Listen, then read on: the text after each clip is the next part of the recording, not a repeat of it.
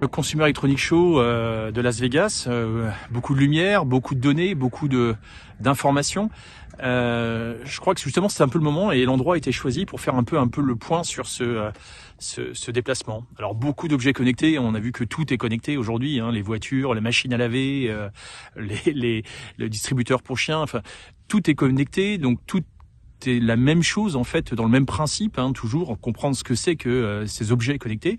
Mais d'abord, c'est une acquisition, quelle qu'elle soit, hygrométrie, température, présence en matière de sécurité. Cette donnée, il faut la transporter. Donc c'est vrai que les avancées technologiques avec les réseaux type LoRa, Sigfox permettent d'avoir des coûts de transfert moindres, mais aussi la 3G, la 4G, la 5G, puisqu'on y arrive. Et puis ensuite, l'acquisition de la donnée, la restitution. Donc la restitution ou le pilotage, puisque le pilotage se fait par un outil qui est notre smartphone. Hein. Aujourd'hui, on passe en moyenne plus de 45 fois à regarder son smartphone par jour.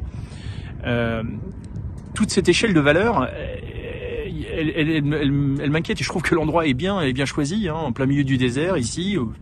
On voit un petit camping-car, un type qui est complètement isolé. Alors je crois que à mon avis il n'a pas de connectivité. En tout cas moi j'en ai pas. Je crois que c'est un peu ça qui est intéressant, c'est de se poser les bonnes questions. L'humain. Bah oui, parce qu'en fait, à un moment donné, toutes ces inventions technologiques, elles ont un intérêt si elles sont au service de l'amélioration des concitoyens. Donc, nous, notre préoccupation dans Ville Intelligente Mag, c'était surtout de se dire, il y a avant tout une pédagogie. Alors, une pédagogie, c'est pas l'apanage des collectivités, des grands groupes, des geeks. C'est Madame Michu avec son caddie lorsqu'elle se promène en ville. En quoi la ville intelligente, la smart city, peut-elle lui apporter un plus. Toutes ces données qui sont générées, elles sont génératrices aussi d'un impact sur l'écosystème. Bien évidemment, dans un endroit comme celui-ci, on ne le voit pas. Mais chaque fois qu'on fait un clic, c'est une transaction qui se fait sur un data center qui se trouve à Palo Alto en Californie. C'est un exemple bien évidemment, mais c'est surtout pour bien comprendre que chaque chose que l'on fait doit avoir un sens. Mais un sens, il faut surtout le faire connaître. Donc c'est ce qu'on essaie de faire nous au niveau de la rédaction de Ville Intelligente Mag, c'est d'essayer d'expliquer avec des mots simples que toutes les actions qui sont menées par les villes avec leur volonté de Smart City, il ne faudrait pas que ça s'arrête à uniquement du marketing. Il faut vraiment que ça rende service.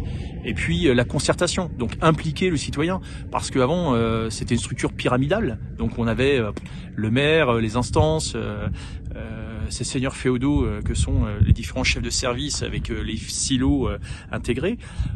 C'est plus pour la plaisanterie, mais c'était des décisions qui étaient plutôt unilatérales.